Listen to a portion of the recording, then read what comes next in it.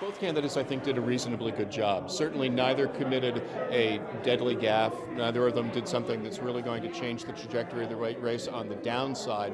But I'm not sure that Mitt Romney got the debate that he needed. Mitt Romney, down in the polls, needed to make this a pivot point in how we perceive the campaign.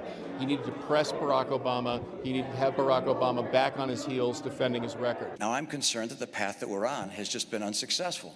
The president has a view very similar to the view he had when he ran 4 years ago, that a bigger government, spending more, taxing more, regulating more, if you will, trickle-down government would work. He defended his record a lot tonight, but he did so in terms that projected the effect of continuation of these policies into a prospective second term, and was confident, was relaxed, was easy, didn't seem to be trying to work against a very hard attack throughout the course of the evening. That's going to benefit Obama. The approach that Governor Romney is talking about is the same sales pitch that was made in 2001 and 2003. And we ended up with the slowest job growth in 50 years.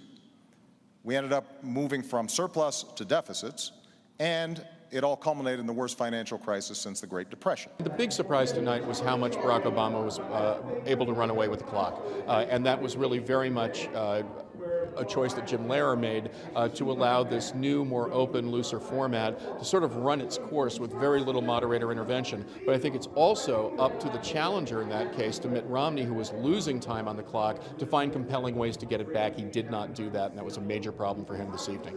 I was extremely impressed with Governor Romney's performance, specifically because although it may be criticized by many people, I liked his aggressive approach and the way he attacked a lot of the ideas and a lot of the topics that were to be discussed.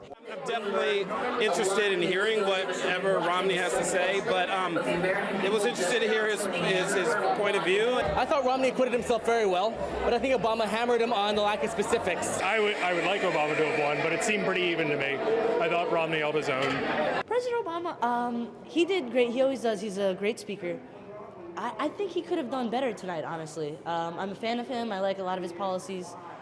He seemed a bit nervous for some reason, and almost that some questions threw him off, and Mitt Romney seemed to throw him off a bit as well. Obama he was more comfortable with his ideas.